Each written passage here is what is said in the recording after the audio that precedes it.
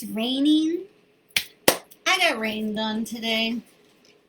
Everything is moving around. I think we are live. I'm so glad to be here with you all. Happy Friday. I'm Melissa Russell and I'm with Beloved Bust.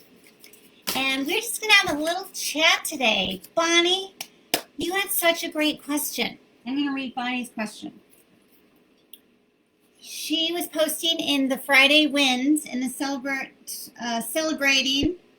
And so Bonnie says, she asked, why is it so easy to focus on what didn't go right instead of what did? Right? Why do we always focus on our brains just tend to go to what went wrong as opposed to what went right? She says, I could tell you a whole bunch of negative things off the top of my head, but had to really think about the wins, right? Today's post was to comment with your weekly win. Anyway, I love your wins too, Bonnie. Then she goes to list her wins. So why does our brain, why do we tend to, like our brains, again, when she's just trying to think of what she did this week that she wanted to celebrate, it was tricky. She came up with all these other things that were harder or whatever. So our brains, right, it has to do with fight or flight. Fight or flight, this is similar to how we deal with the pain cycle. Okay, so we often have talked in several of the blogs. There's blogs in there that talk about the pain cycle. And your pain cycle is similar, right? It's all associated with that nervous system. And your body is just trying to keep you safe, right? So it makes sense when we think of on the body, if you have pain when you move your arm, then your nervous system, the fascia can tighten because it's trying to restrict the movement because it hurts to move. So it says, well, that really hurt when I move my arm like that, so I'm going to tighten down so it doesn't move like that. And now it's tight, so it hurts, and then it hurts because it's tight, right? So we've talked about that pain cycle. This is a beautiful example of how that fight or flight system shows up even in how we're thinking, right? So imagine it way back in the day and you're going to gather food for dinner or something. So you're going to go pick some berries and you're walking around through the forest and you're looking for something to eat. And you take a left, you go down the trail and there's a tiger, right? Fight or flight kicks in, you get all this adrenaline, you run away and you get safe from the tiger.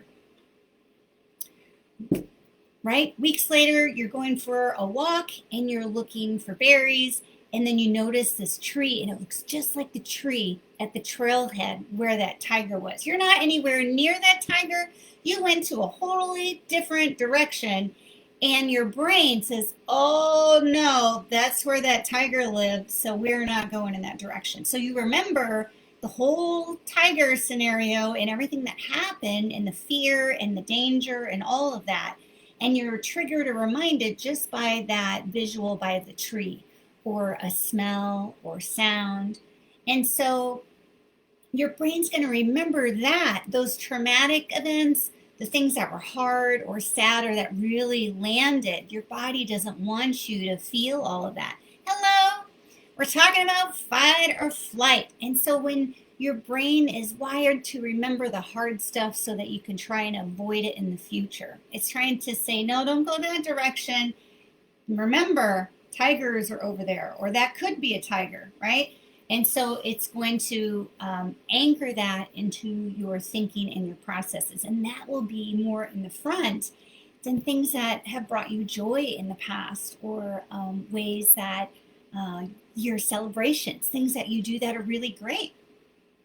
That you get to be proud of, or that you're changing patterns, or real specific ways in which you are healing. And so we get to consciously bring that to our attention. So the celebrations that we do weekly are to help with that, right? And to get us to kind of introduce that and to kind of encourage and have that show up into our self-care and bringing those gratitudes or bringing those celebrations into the front and center so that they're easily accessible, right? When you think about yourself or how you're feeling, you have these other pieces that are really fabulous. and this still hurts, or the lymphedema flared up this week, and I walked, right? And I called my friend and we talked and had a chat and I laughed, right? We keep those in our attention because they often get lost in the stuff that's hard that you're struggling or still pushing through or still working through. So even when I work with clients, we talk about the pain. We're trying to solve and resolve the pain or the tightness and things that are going on, or the struggles with just adjusting to different ways. We bring in attention in the ways that we're winning, right? Because it's easy to track the pain. You might not have been able to move your whole arm, and now you can move your arm this way and that, but your brain is going to be like, it still catches right there. It hurts. It just hurts. But really, you have all of this movement with less pain, or you're able to do more in a length of time as opposed to having to take a break sooner. There's all these little ways along your healing journey that are huge, really beautiful goals that you've reached. Ways in which your body under the surface is healing. Ways in which your heart is softening and the fight or flight is letting go. But if we consciously put those in our attention, they're going to be that much more handy. We're going to have flare-ups. We're going to have days that are harder than another day. We're going to have amazing days, but our brain is going to remember the hard ones. And so on those good days, we're going to add some attention and specific consciousness to marking that occasion. So I've got 3 ways for you, right? 3 ways that you can bring the good stuff right to the front and center and soften that fight or flight. So you had one of those amazing days. You're like, holy moly, I did this, and this, and I come home and I'm like doing stuff. I don't have to put on my cozy pants right away. I got it. So you're going to talk about that, right? We're going to start with gratitudes. You can do a gratitude in the Beloved Bus group. It doesn't even have to be gratitude day or any of that. You can just mark in there that something that, I had the best day today. I was able to spend time with my family and I didn't have pain. I didn't feel distracted. And I laughed like I haven't laughed in years, right? So you're going to just share that, right? We can share in the group, you can share those gratitudes weekly. You can look at maybe bigger gratitudes, like I'm so grateful for spring coming. I'm so grateful that the winter, I was able to do this, and this, or I picked up knitting, whatever. So you can go these, or even yearly, you can look at like, I'm really grateful for my partner supporting me this year, right? So we have little ones, like I'm really grateful that I got some good sleep last night, to yearly ones. I'm so grateful that everyone at work was supportive and showing up for me as I was going through my recovery. And again, in this group, we do that weekly, and we talk about gratitudes. And sometimes we talk about brags. And that would be a little bit of those celebrations. Like, man, I worked out this weekend. I did my scar release, right? I went for my walk, and then I brag, I took a nap, because I'm all about self-care, right? So we can mark those occasions, and you can celebrate, gratitude, brag. And you can do that in our Facebook group. You can do that in a journal. You can set up a call with one of your friends, and you can share, like, what do you got for gratitudes this week? What do you got for brags?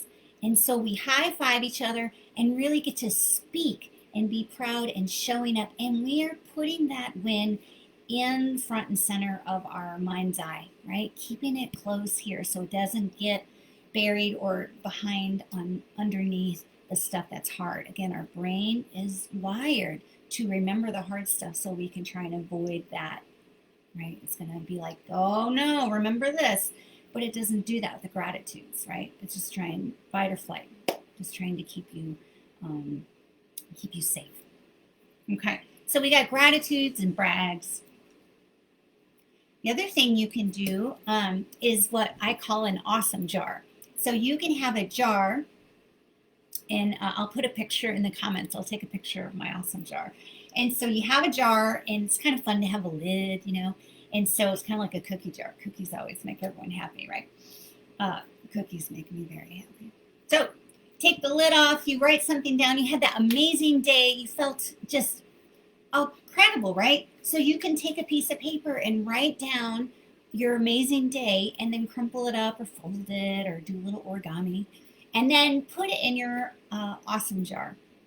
And then you can, maybe when you're having a hard day, you can read through all those wins, any of those things that really just warm and fuzzies, they're in there in the awesome jar. And so it's right there for you when you need it.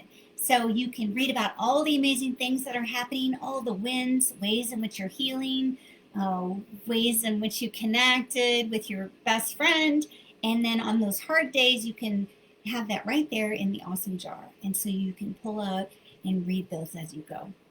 I also have a good friend, and she's really good about writing all of those things in her awesome jar, but her and her partner have one for their relationship. And so they write different things and can add either one of them in the awesome jar. And so every year, as far as a New Year's Eve celebration, they go in the awesome jar and open it up and read out loud the different things that are in there, which are all just marking the beauty of life, the way of the relationship, or if it's for you, right? Just your wins, how you're healing, connections, conversations. I made the best French toast you ever had in your life.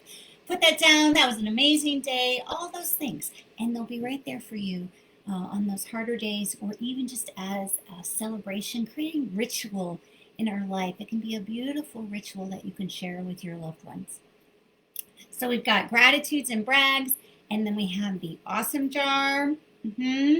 And then the other one is celebrations. And the celebrations, like Bonnie did today, right? Just thinking like it's hard to come up with these celebrations when my brain is so full of all the things that were harder. And so celebrating, again, we're marking that as an occasion, as a thing, like putting it up here and saying, you know what, nice, that was fabulous. That was a great day. That was really big for me to really in this momentum train of taking care of myself. I'm doing all my self-care. I did scar release, all of different ways that you can note, right? And celebrate. And so sometimes you can celebrate by writing in your journal. Definitely celebrate in Fridays here in the Beloved Bus group. Sometimes people already have similar celebrations throughout your day. So say maybe you have an afternoon, you might have a cup of tea or something to mark that afternoon or get you through the rest of the day, or just be like, woo, I only got 2 more hours, a little piece of chocolate or something like that. You might celebrate an occasion of your recovery, right? With dinner or a party or a cupcake or a bath all by yourself, like soaking in the tub. And then we celebrate that and just note that. You could do that annually. You could do that just that one time. You could write about it again in the awesome jar or in those journals, or share about it here in the group or with your best friend. I like to mark special occasions with flowers. They make me happy. Flowers or a little succulent or a little plant or something. I like a little momentum, a rock or something. One time I had a really big day and I blended some essential oils together and made like a little roll-on, right? A card, painting. You can add any kind of art, crafting, those kinds of things. You can imagine, like, even celebrating yourself. Like when I graduated from massage school, when I was way back when in my early 20s, I bought myself a piece of jewelry, like a necklace, and it was something that really meant a lot to me. It was a place where I really pivoted in my life and took a big leap. And so I still have that and love it in those beautiful occasions. My daughter, when she When she had her first period, I got her a little ring and she still has it and wears it. Like, that's the sweetest thing ever. And not like my mom gave this ring, but it meant something to her. And so she has that. So we can mark anything. It doesn't have to be this big thing, but we can just say, you know what? Today's the day where I noticed I am feeling more healthy. I am feeling more of my day is full of me and not even thinking about breast cancer than me thinking about having to have breast cancer. And so we can just mark that occasion. I'm going to go for a hike. I'm going to go for a walk, or I'm lounging in my cozy pants and watching my favorite show. So celebrating those events, and that can be marked with parties or right, with, you can include other people, a nice dinner or meal or a cupcake, and it can also be something that you just really focus and do for yourself, right? Shifting our brains from fight or flight to the safety and security. And what comes from that is the joy, right? Our brains are wired to think about things that are hard to remind us so that we can avoid that pitfall or whatever is trying to keep us safe from. And so we consciously bring in our attention the things that are that feel good, the things that are wins that mark, right? The movement, the place where you're reaching, even just noticing, I feel more whole and connected today than I have since this all began. That is a really big deal. So we can write about it. We can call someone and let them see that part of ourselves. How's it going today? You know, I gotta say, I had this little moment where I felt really good. And I'm feeling it a little bit today, but it was right there. And I know if I felt that little bit, that's only going to grow. And I'm going to feel more and more connected, embodied, and full of myself and my power, that sense of, right? Marking the occasion, writing about it, sharing it with others, declaring it to the world, rewiring your brain, softening that fight or flight so that we can think about all of the good stuff and soak it in and share it. So that is that space that we're hanging out in. It makes it also helpful to get through the harder days or the flare-ups, because you'll have all that beautiful work that you've done, the awesome jar and the gratitudes will be that much more handy and close. I hope you all have a marvelous weekend. Happy Friday, and I will be talking to you soon. Let me know how you like to celebrate, or maybe some gratitudes that you have, and I'll talk to you soon. I look forward to hearing from you.